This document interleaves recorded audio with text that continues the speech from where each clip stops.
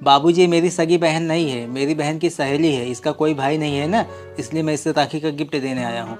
मेरी बहन भी इसी गांव में शादी की गई है और इसकी भी शादी इसी गांव में हुई है, इसलिए मैं आया हूँ यहाँ पे। मैं इस बहन को भी अपनी सगी बहन जैसा मानता हूँ। क्यों बाबूजी, आपको अच्छा नहीं लगा क्या? बाबूजी मेरी बहन को तो भाई है, तब भी उसे इतने ताने सुनने को मिलते हैं, लेकिन इस बहन को तो भाई भी नहीं है, इसे कितने ताने सुनने को मिलते होंगे। भैया आप रहने दो बेकार में बोलने को। आज तू रहने दे बहन, तेरे भाई को बोलने दो। बहन ये समाज ऐसा ही है, अगर किसी बहन को भाई नहीं है ना तो ये लोग ऐसा ही कहते हैं। इन लोगों को ऐसा लगता है ना इसका कोई नहीं है इस दुनिया में। लेकिन बहन तू टेंशन मत ले, तेरा भाई है।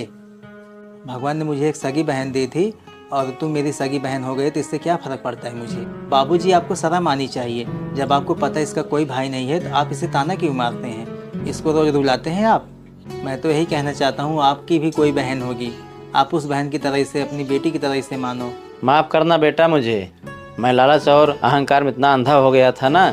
इसका भाई नहीं, मुझको इसकी खबर नहीं, और उसको कितना कष्ट हुआ होगा जो हमने इसको इतने ताने मारे हैं। क्या करूं बेटा, समाज ही ऐसा है। मैं भी सोचता हूं कि उसका भाई आता है तो कुछ न कुछ लेके आता है, इसका अगर भाई हो तो वो भी आता, कुछ न कुछ लेकर के आता, हमको मिलता, घर वालों को मिलता। इसी लालच में पड़ा था और इसको बार बार मैंने इसका दिल दिखाया है।